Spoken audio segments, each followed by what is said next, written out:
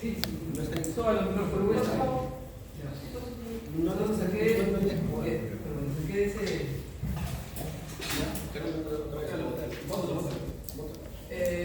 Bueno, ¿cuántos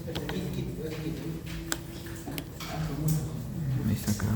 Uy. Miren, no sé si les compartí sobre sobre la. O sea, cuando fui a sala, porque me llamaron un problema en un equipo, entonces ahí aproveché para tomarle foto a esta participación. Entonces, sobre los métodos. Entonces, como introducción, ¿Dónde es? ¿Dónde es? como hablamos de medición no invasiva de presión arterial, podemos ver, ¿no?, por qué es importante la medición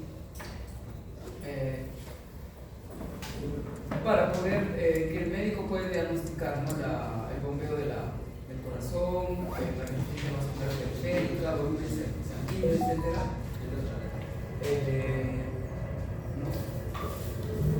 Y que la presión sanguínea se refiere a la presión sanguínea arterial, es decir, presión sistémica. Cuando hablan de medir la presión sanguínea, se refiere a la presión sanguínea arterial. Y esa es la fuerza que ejerce, que la sangre ejerce por unidad diaria sobre las paredes de las arterias. Entonces, la presión arterial no invasiva, o invasiva también, viene a ser con, por ejemplo, con la frecuencia cardíaca, la saturación de oxígeno, la frecuencia respiratoria y la temperatura corporal como uno de los signos vitales, porque siempre se toma en cuenta, por ejemplo, en todas las operaciones, ¿no?, como se muestra acá en la figura.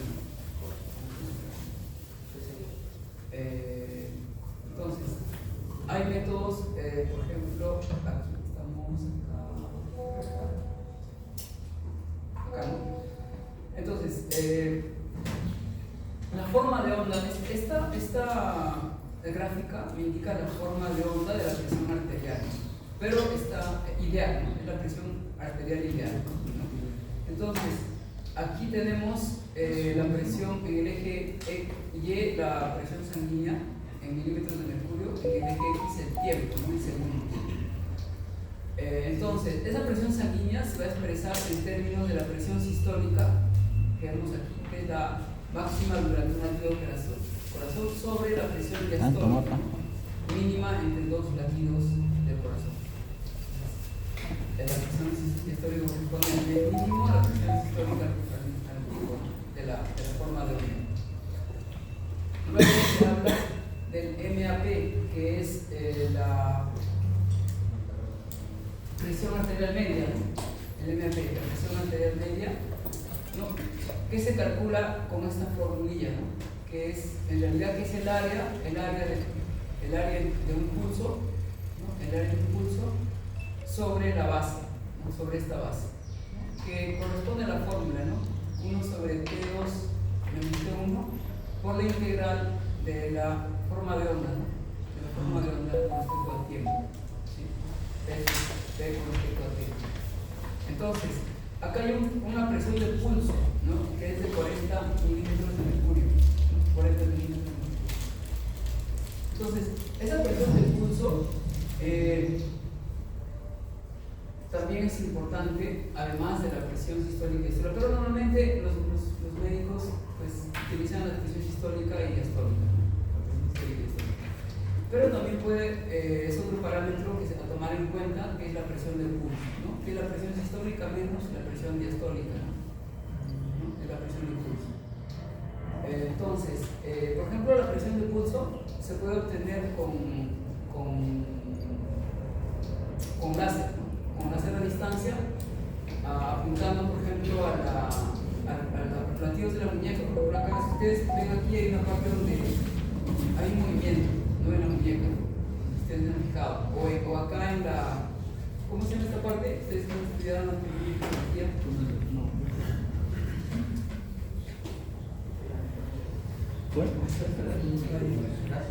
Gracias.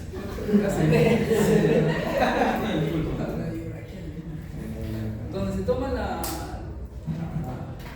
medición de la presión arterial. Por aquí pasa la arteria, ¿no? Pero la arteria en la ¿qué sería? La vena, sí, la arteria en la, ¿cómo sería? Este es el codo, sería la parte posterior del codo, sería una cosa. Pues si ven ahí, ustedes ponen el dedo, va a haber una pulsación. Y acá también, ¿no? Pulsaciones más pronunciadas, ¿no? Entonces, apuntando ahí con el láser relativo a este punto, se puede calcular fácilmente la presión del pulso. Les digo yo porque allá en el laboratorio hice esas pruebas, medía la presión del pulso y sí había una correlación, ¿no? De 0.9 así más o menos.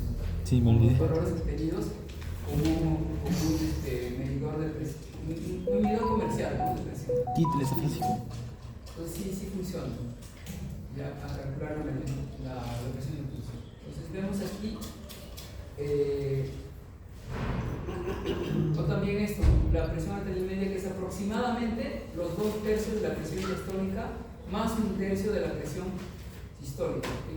Esa sería la otra ecuación, ¿no? Y sale más o menos 96, ¿no?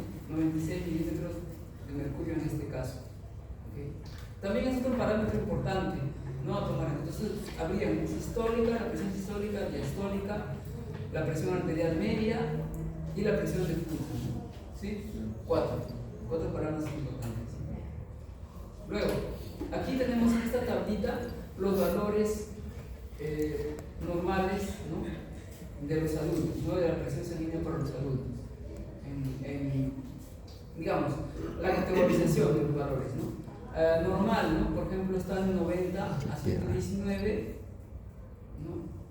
Y presión diastólica de 60 a 79. Entonces ahí ya vamos teniendo, por ejemplo, prehipertensión, cuando empieza a subir ambos, ¿no? La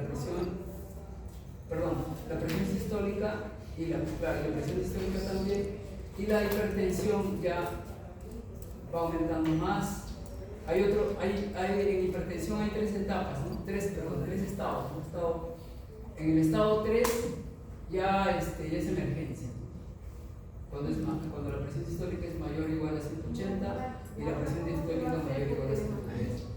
Y la hipertensión sistólica aislada es mayor o igual a 140 la presión diastólica y la presión diastólica menor a 90.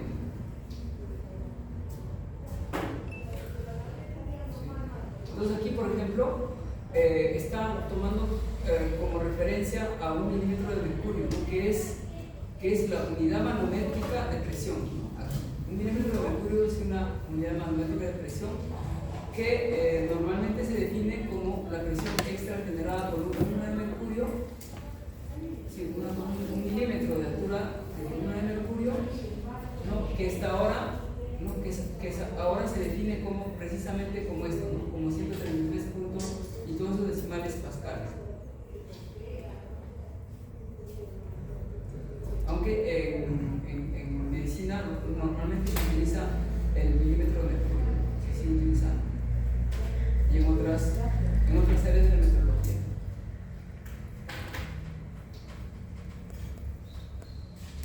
Entonces, vamos a la siguiente. Entonces, acá hay como una estadística de 2018, más o menos en el año que publicaron este libro, que a partir del 2015 aproximadamente 1.000 millones de adultos o 22% de población mundial tiene hipertensión, aproximadamente. Entonces, también se sabe que la hipertensión arterial se considera como un factor de riesgo importante para las enfermedades de corazón y por ende ellos van a generar algún daño grave en los órganos, ¿no? En los órganos. Entonces, se le conoce también como silent killer, ¿no? En inglés, silent killer, ¿no? El asesino silencioso a la hipertensión, ¿no? A la hipertensión arterial. Por ejemplo, no genera síntomas, ¿cierto? Antes de que ataque a la persona. Por ejemplo, va a atacar con una derrame cerebral, un ataque cardíaco o insuficiencia cardíaca, problemas oculares también, ¿no? Retinopatía hipertensiva, ¿no? La retinopatía, por ejemplo, está ligada a esta presión a la hipertensión arterial, ¿no? Como enfermedad renal también. Entonces, por eso es importante medirse la presión arterial, ¿no? Con regularidad. Especialmente cuando hay alguno de esos casos, de esos factores de riesgo, ¿no? Por ejemplo, antecedentes familiares, tabaquismo, obesidad, alto consumo de sodio, estrés, etc. Entonces, ¿cómo se mide? Se puede, hay un método, el método común, ¿no? Que es de auscultación, que usa el manómetro aneroide de mercurio, ¿no? Que tenemos en el lado, ¿se acuerdan? El de agujita y el de mercurio, que es la columna, ¿se acuerdan? Luego se utilizan también los monitores de presión, ¿no? Como estos. Acá, por ejemplo, es un monitor, el monitor de parámetro que tiene también la función de medir presión. Creo que estos números en blanco son los valores de la presión. Y acá también, en este monitor, acá está la presión en blanco, y este de color rojo le correspondería a la presión arterial, pero invasiva. Y la forma redonda acá está. Se parece a la forma redonda que vimos al ideal. Entonces estamos aquí, acá. Los monitores, ¿no? Y los monitores generalmente usan el método oscilométrico, ¿no? Que es como es el estándar, ¿no? De facto, que se utiliza el método oscilométrico. Entonces, para determinar si alguien tiene hipertensión, entonces es simplemente medir regularmente, ¿no? la presión sanguínea. Entonces, pero, como les decía, ¿no? A ver, vamos a ver aquí. Tenemos 120, por ejemplo, hipertensión, ¿no? Acá, 140 por estado 1, ¿cierto? Pero si por ejemplo tu instrumento está descalibrado, ¿no? En lugar de que me marque 90, 119, y me marca, por ejemplo, 130 o algo así, ¿no? O 128. Entonces, el médico que evalúa va a decir, pues, no, tiene una prehipertensión, ¿cierto? Puede ser un mal diagnóstico. Entonces, por eso es importante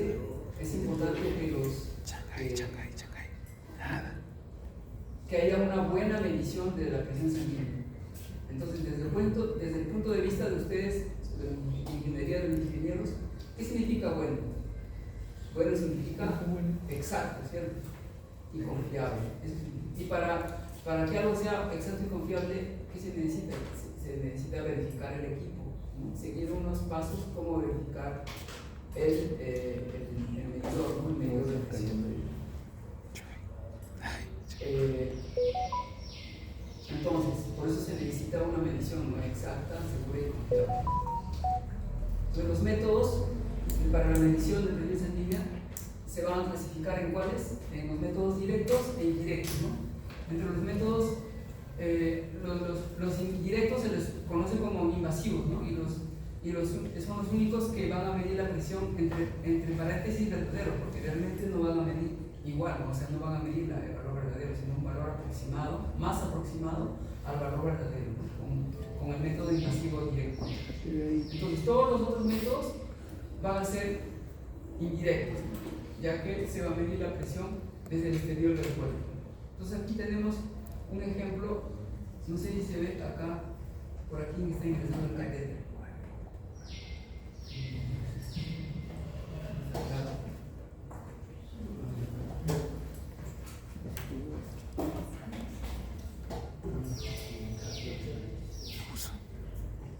Aquí está, miren, acá.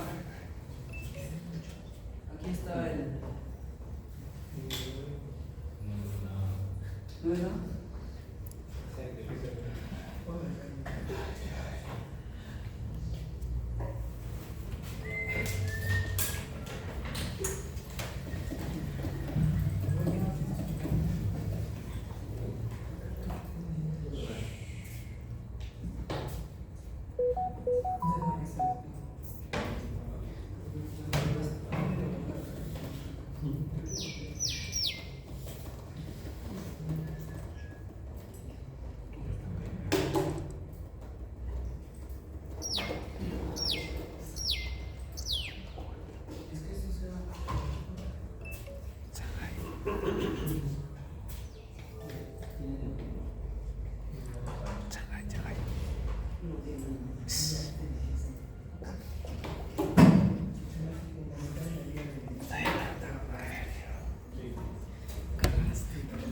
Está bien, mano. Escucha, Shanghai.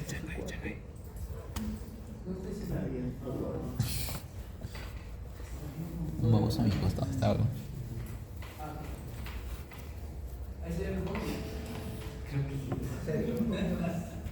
Una bomba, ¿no?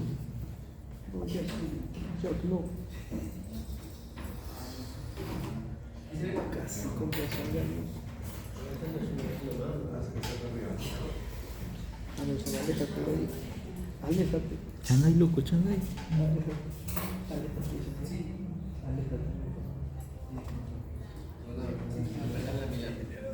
¿Ah? ¿Qué tienes, sabes?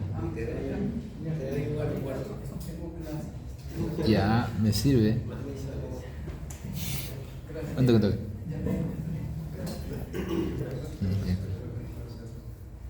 Entonces, aquí está, ¿no? Ahora sí se ve, ¿no? Por aquí se ve. Y aquí ven, mira, hay como una columna de sangre, ¿no? Por acá. Pero ya a partir de ese está la solución salina. Miren, acá está por donde ingresa, no me equivoco, la solución salina, por aquí, por esta parte. Y la solución salina viene al domo. Hay un domo, le llaman, le conocen, hay un domo. Donde está el transductor. El transductor está ahí. Miren, esa es la solución salina. La solución salina que va a empezar. Pasa para atrás. Y el domo, ¿dónde está? Es un transductor y que luego va a ir conectado acá al monitor. Si miren el monitor, ¿Qué tiene uso? una forma de onda. ¿Qué he dicho? ¿Se ven? Ahí está la forma de onda, miren, de la presión arterial, ¿no? Es la forma de onda de la presión arterial. Y los valores, miren, 124/72. Y esta es la presión arterial no invasiva, esta es la presión 140/73. Entonces, este es el monitor, mira, 124/76, ¿no? Está igual, ¿no? Casi 140. Entonces, esto debe ser otro valor. Cristian. No, pero estoy sin concuerdo, ¿no? 124/72 con 120. Un 4 chile. Está por ahí. Y la presión me ha hecho 25. Entonces, este es el monitor. Mira, esta Shanghai tubería es mío, loco, confío. es el que va hacia el brazalete, ¿no? Shanghai es mío. Que va, bueno, entonces, Ahora sí. ¿Lo quieres hacer? Yo uso, acepto.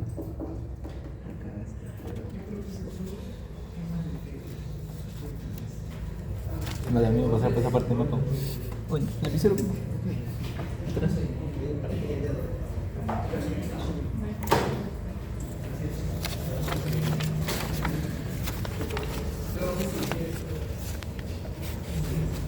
Tengo miedo.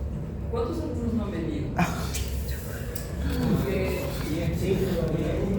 ¿5 nada más? 15 ellos son los que tienen problemas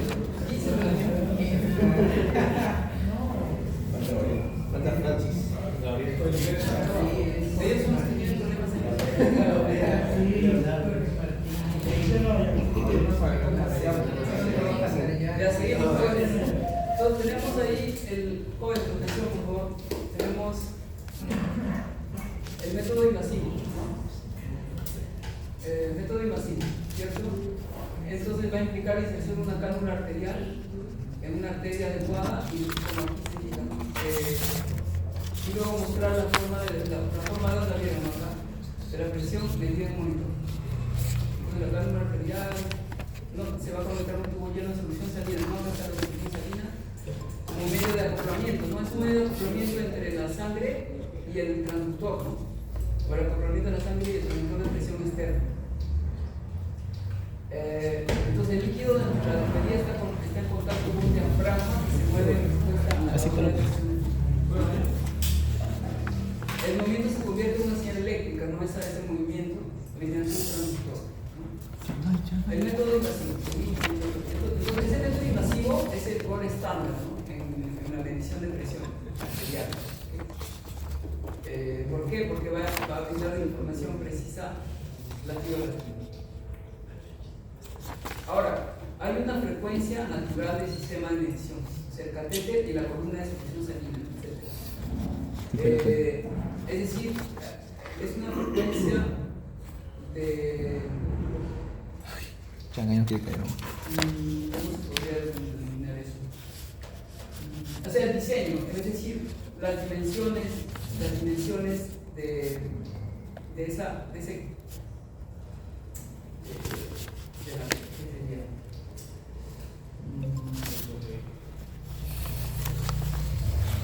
Claro, sería la cándula, ¿no?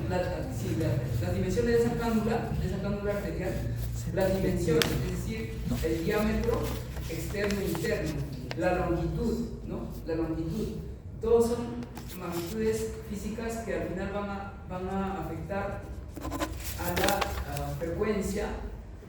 Es una frecuencia mecánica, ¿ya? A lo cual, si esa frecuencia natural, ¿no? Que interviene el catéter y la columna de secreción salina, si por ejemplo corresponde a alguna de las frecuencias de la forma de onda de la presión arterial, puede afectar a la medición. O sea, ya ha habido un diseño de tal manera que las mediciones y su frecuencia natural correspondiente no corresponda a ninguna de las frecuencias de la forma de onda. ¿Por qué? Porque la forma de onda, esa forma de onda que ustedes han visto, ¿no? Manchester, Esta forma de onda, ¿no? Esa es una suma de Fourier, ¿no? De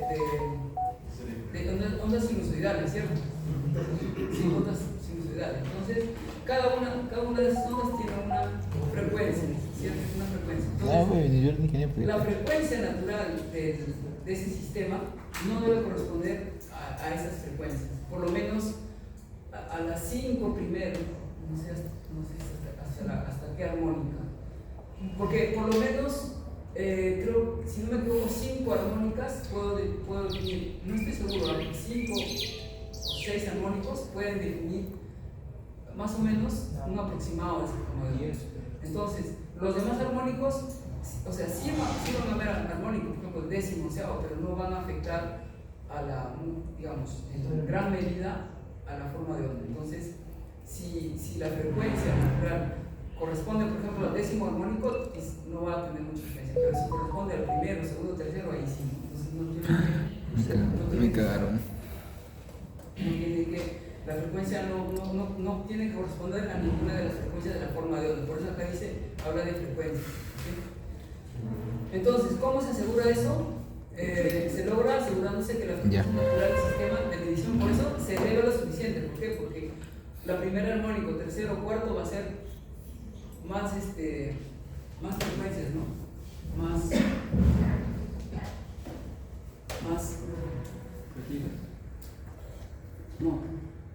mayor frecuencia, ¿sí? Vamos a mayor frecuencia, ¿cierto? O sea, F, 1 F, son 200, 100 Hz, 3 F, 300, ¿no? 5 F, 500, 7 F. Entonces, por eso la frecuencia natural tiene que ser lo más elevado posible. Sí, lo más posible por encima, ¿no? De las frecuencias de la forma de onda de la presión arterial. ¿Qué más? Por eso es que el catéter debe ser corto, no muy largo, y mayor calibre posible. Y la columna de solución debe estar lo más corto posible. El catéter y el tubo deben tener paredes rígidas y el diafragma de transformador debe ser lo más rígido posible. O sea, estas son consideraciones para el diseño, ¿no? de esa línea arterial. ¿Sí?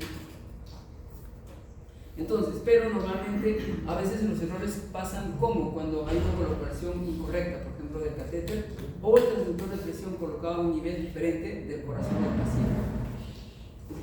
Pero hay una desventaja de estos transductores porque son incómodos a los pacientes, ¿no? A largo plazo. Entonces, ¿por qué? Porque puede generar riesgos asociados con infección, embolia gaseosa o trombosis. ¿Qué más? Invasivo. Entonces, pero para poder utilizar ese método invasivo ¿qué tenemos? Se necesitan unas condiciones adecuadas, ¿no? O sea, ¿para qué se necesita esa medición inicial? ¿Por qué? Porque, digamos, cuando hay cambios repetidos de presión arterial, por ejemplo en cirugía vascular, cuando el paciente requiere control cercano de la presión sanguínea, por ejemplo en daño cerebral, o en pacientes que reciben medicamentos para mantener la presión sanguínea. En ese caso, solo, digamos, generalmente en esos tres casos, se va a necesitar utilizar la medición invasiva, no en otros. En otros casos no es necesario, simplemente no es necesario, o sea, se puede utilizar el método no invasivo. Bueno, esto... Vamos a ir. Ya, los métodos no invasivos, ¿no? En los métodos no invasivos creo que estamos más familiarizados, ¿no? Ustedes también, ¿sí? Se utiliza el manguito, el brazalete, ¿cierto? Oclusivo para destruir el flujo. Se infla el manguito hasta que alcance una presión superior a la presión diastólica, luego se va abriendo la válvula, ¿no?, de escape para que vaya bajando poco a poco la presión y se puede identificar los sonidos de Korokov, ¿se acuerdan? Las oscilaciones de presión del manguito, ¿sí? Dentro de los métodos no invasivos, clasificación A, veamos. Ya, hay un criterio, ¿no?, que es, por ejemplo, el intermitente y el continuo. El intermitente es donde las presiones sistólica y diastólica se obtienen durante el intervalo de tiempo que abarca muchos latidos de corazón. El continuo, una forma de onda de presión continua y absoluta similar al registro interarterial, ¿no? Entonces aquí, por ejemplo, tiene una ventaja, rastrea las variaciones de presión arterial, monitoreo fisiológico prolongado, pero la desventaja es que hay un error de medición que va a depender del método de calibración que se va a utilizar. La clasificación B. Estamos viendo la clasificación de los métodos no invasivos, ¿ok? Dentro de la clasificación A, de acuerdo a cómo se mide, si es intermitente o continuo. La clasificación B, según el uso del manguito, ¿no?, o del brazalete. Por ejemplo, métodos sin brazalete, métodos que usan brazalete parcialmente inflado y métodos que usan el brazalete para la oclusión completa del flujo sanguíneo. Es el que se conecta, que se pone el antebrazo, ¿no?, y que se eleva por encima de la presión sistólica. Ese es el más común.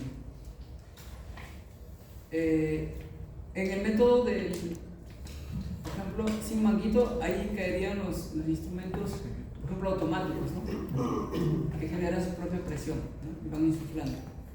Ahora, basados en el principio físico, también se van a dividir en las siguientes categorías, ¿no?, los métodos no invasivos. Entre ellos está el método auscultatorio, que es el método Oliva-Brocchi, por ejemplo, el método Korokov, método oscilométrico, que habíamos dicho que se usa hoy en día, ¿no?, generalmente en los monitores multiparámetros. El método palpatorio, método de ultrasonido también hay, el método de velocidad de onda de pulso, que se denomina también método de tiempo transitorio, el método de descarga vascular y el tonómetro arterial, ¿no? Y los más utilizados son los métodos auscultatorios y el método oscilométrico, ¿no? Entonces, aquí, por ejemplo, tenemos cada método a qué clasificación, ¿no? Si es de tipo A, ¿se acuerdan? Tipo A, continuo intermitente, y tipo B, ¿no?, que es manguito o sin manguito, ¿no? ¿Se acuerdan? Entonces, cada uno ya tiene su clasificación, ¿sí?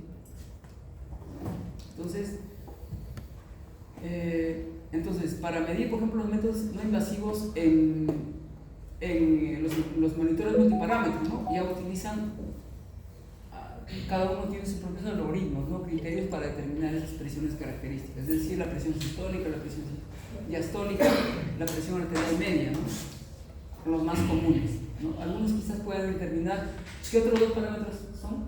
La presión, había dos parámetros más, ¿se acuerdan?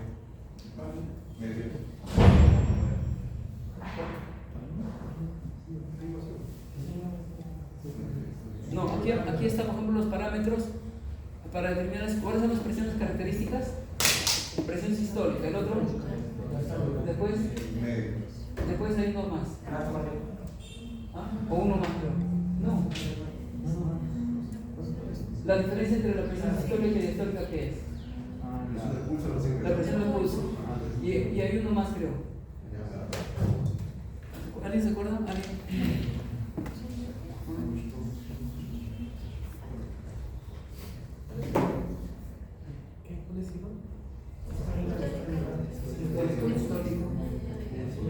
Presión arterial media.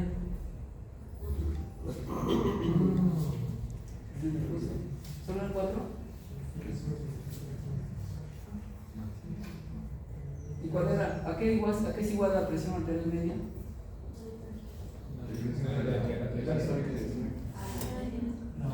La presión arterial media. Sobre base.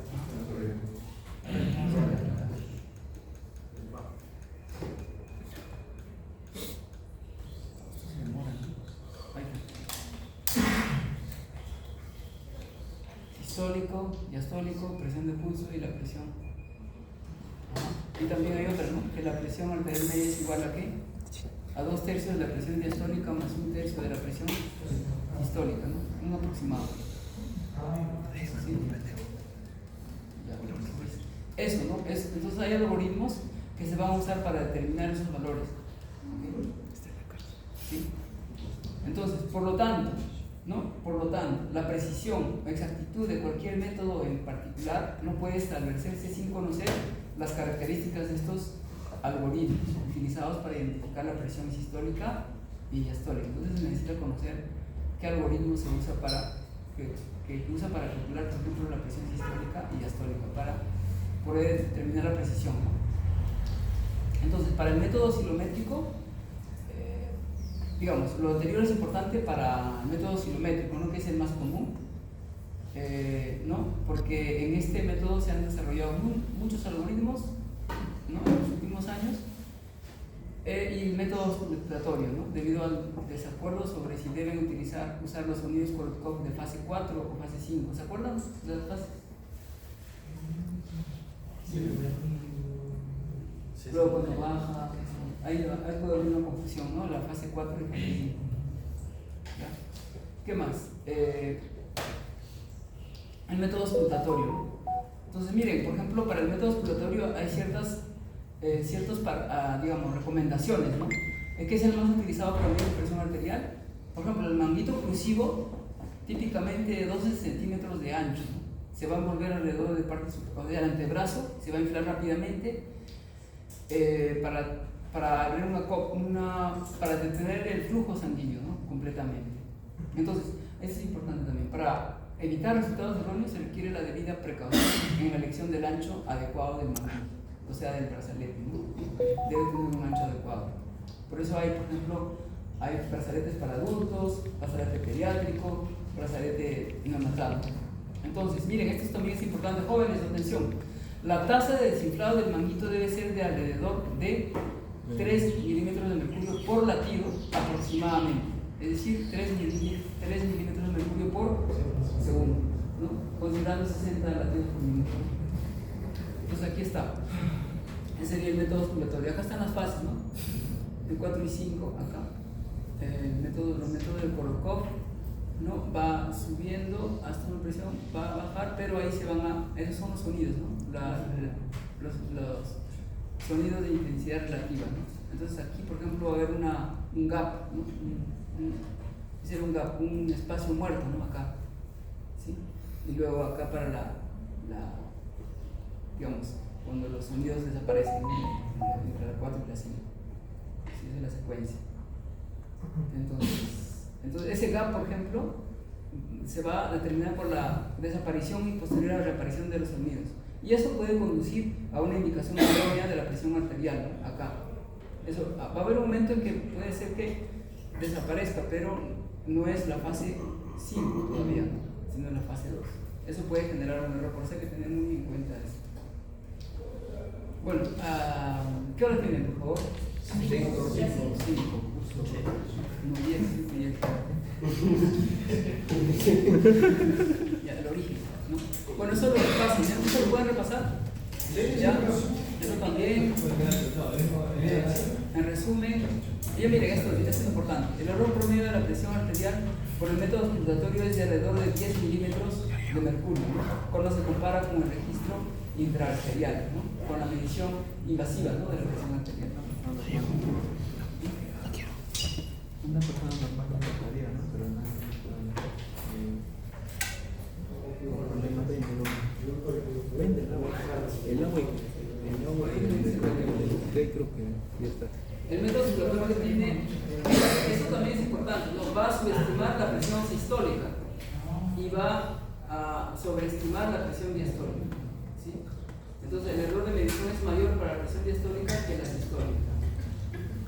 Confío en Jack. Ya, ahora el método oscilométrico, eso sí, lo repasen, sí, el método oscilométrico, lo repasen, Ya, muy lejos, no, sí, no sé, ya miren, ese es el método, cómo haces el cálculo, las presiones, ¿no? Las diferencias en la pendiente de subida y en la pendiente de bajada, ¿no? Uno hace un cálculo de la presión arterial media también, ¿sí?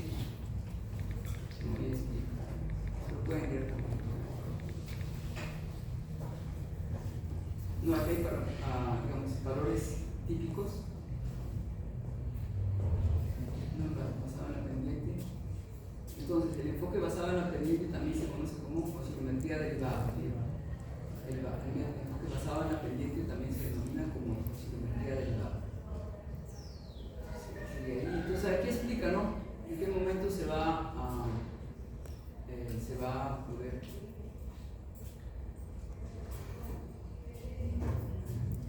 En el momento de la medición, esto lo hace ya el equipo, ¿no?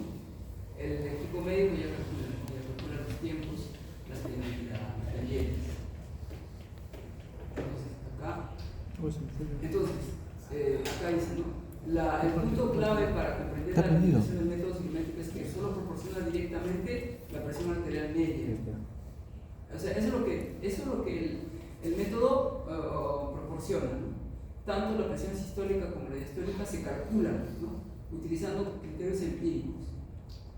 Entonces, por ejemplo, como los artefactos de origen de movimiento, la presencia de arritmias, el aumento de la rigidez arterial debido al envejecimiento, van a provocar una distorsión de la envolvente y una medición errónea de la presión arterial.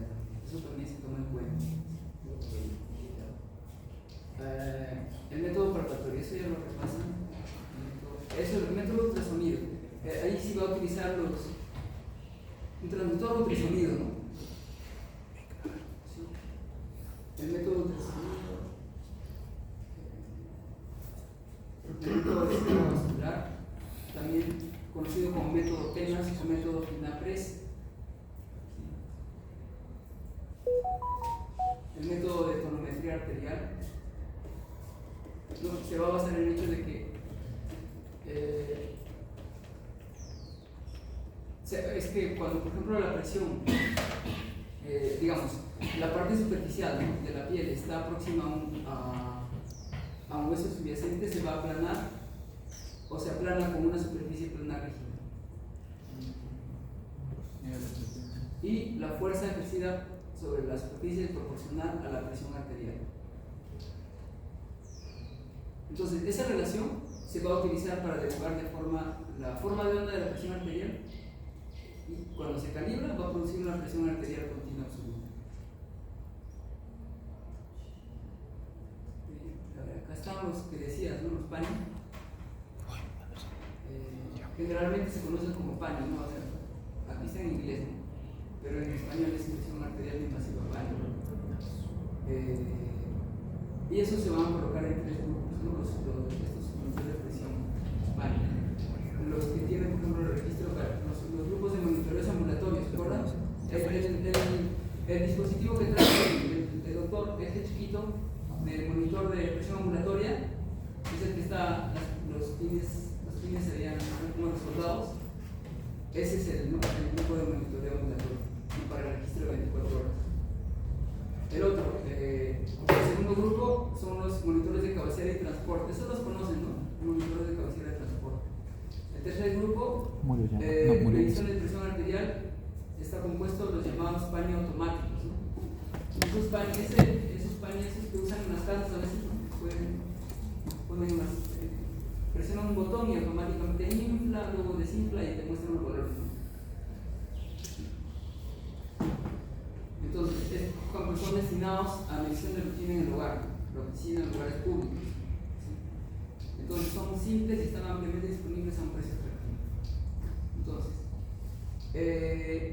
Entonces, también hay otra, ¿no? Que es los dispositivos no automáticos, semiautomáticos y totalmente automatizados, ¿no? Y acá hay ejemplos, ¿no? De los dispositivos de medición a computación manual.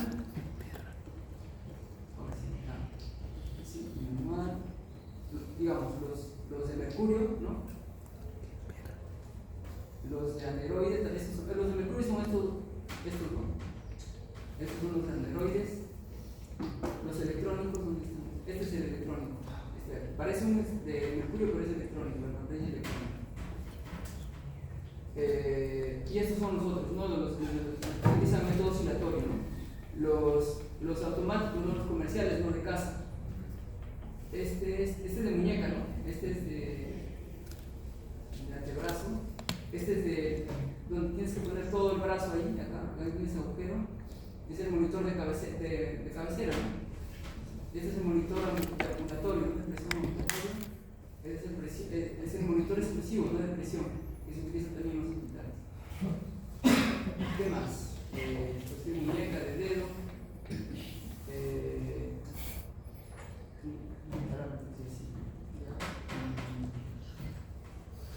Fuentes de error. No, aquí eso lo leen, por favor. Fuentes de error. Estándares, eso es importante. No utilizan los estándares del 90, se basan en la ANSI o LAMI, ya en la British Hypertension Society, European Society for Hypertension también, en la ISO, la ISE también, ¿no? Que ellos han establecido estándares y protocolos de prueba para la evaluación de dispositivos de medición de la presión arterial. Por ejemplo, acá está, para cada dispositivo de medición de presión sanguínea, su estándar o procedimiento correspondiente. Su estándar o procedimiento correspondiente.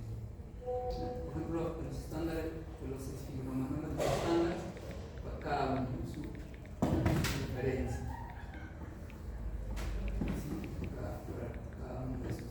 No, por la International Protocol of the European Society of Hypertension.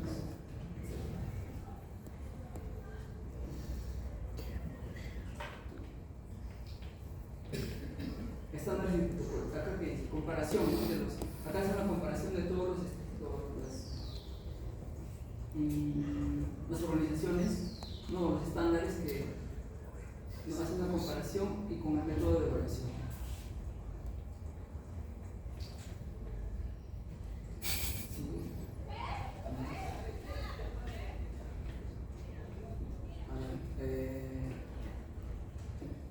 Igual una comparación de la British Hypertension Society Protocol con la International Protocol of the European Society for Hypertension.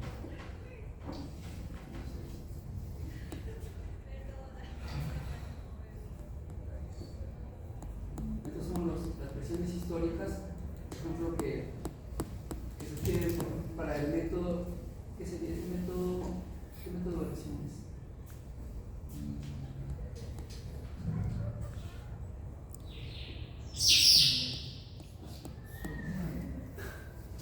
Ya, la hora de salida es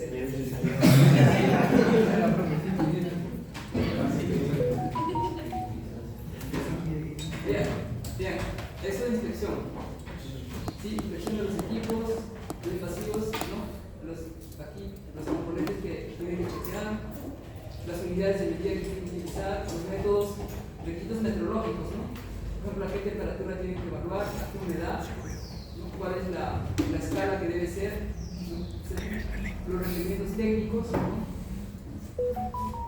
Y, por ejemplo, fugas de aire, ¿no? Mira, este es un ejemplo típico. La fuga de aire no debe exceder una caída de presión de 4 milímetros por minuto, ¿no? Eso también se tiene que verificar, ¿no? Sí, rango normal y rango de medición, por ejemplo, 0 a 0 a menos 160, indicación analógica también, las escalas, no es una observación. ¿Qué más? El diámetro interno del tubo, en el caso de los dispositivos portables, o para que se evite derramar mercurio durante el uso de transporte. Calidad de mercurio, graduación del volumen de mercurio, los aneroides. Ahora ya no se utilizan, en el caso ya, los maniobras de mercurio. Se usan los aneroides. Por ejemplo, el ajuste de cero, el puntero, no son requisitos, requerimientos técnicos que ustedes tienen que verificar. Entonces, en el próximo lab, ustedes tienen tensiómetros en sus casas, pueden traerlos. Tensiómetros de aneroides, de raza, lo pueden traer. Los tensiómetros que tengan ustedes en su casa. Tienen aneroides, tienen de mercurio, pero si es de mercurio con cuidado, ¿no? Y los automáticos lo pueden traer. Porque en la próxima clase vamos a verificar, hacer una inspección. Y lo revisan, por favor. Todos los que ustedes no hemos visto en detalle, por favor. Y aquí esto, y les voy a pasar un documento sobre la normativa en Perú de cómo verificar un tensiómetros automáticos. Esto no es ¿ya? Por favor, ustedes, para un laboratorio, para el lunes,